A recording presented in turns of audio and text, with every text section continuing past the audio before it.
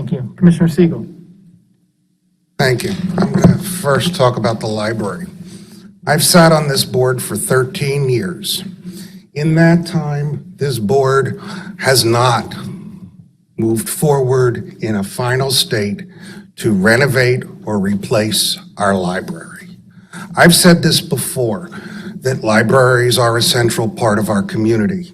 And yes, I disagree with the zoning board's decision, but our vote tonight to appeal it kicks the can down the road yet again and again and again. We held public meetings many times about the future of the library, and one in particular struck me, and it was interesting because of the juxtaposition of the discussion tonight. A gentleman got up and he said, this township does everything it can to assist and make sure that its residents are able to exercise their bodies. We have an exceptional park system. We continue to do everything we can to make sure that we provide all of those services.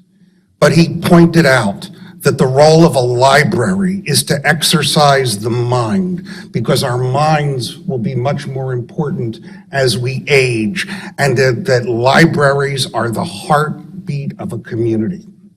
I had a bucket list when I became a commissioner, and there were many things on them. Some I thought would never happen. Renovating the Blue Route interchange. Never in my life could I have imagined that we would have that project, and yet the library, yet again, nothing has happened. This township has one library for roughly 50,000 residents. Lower Merion has one for every public school, elementary school. I grew up in Cheltenham. We had one library for every elementary school.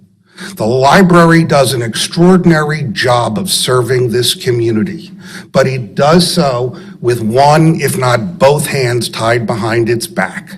We do not recognize and give this library the importance it not only should have, but it deserves.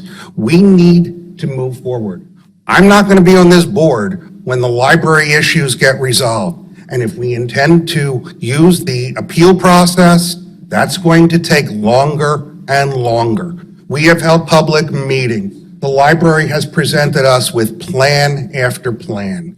2 years ago, I had a commitment from the board president to place on the agenda in October the vote on the library. That was pushed back. Then we've gone through everything else that has happened with Brookline, trying to explore options.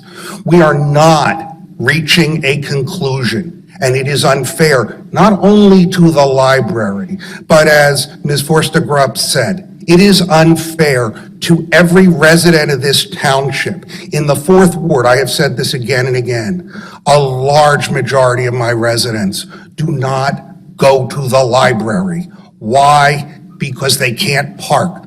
The 4th Ward is by far the most elderly ward, and they don't benefit from all of the facilities that we have that exercise the body. They need the ones that exercise their mind. And in fact, that was the reason the quadrangle was created. It was created by professors from Haverford and the Quakers in order to have a facility to exercise the mind as we age. It is time not to appeal. It is time for this board and this community to acknowledge the importance of the library and to build a new library.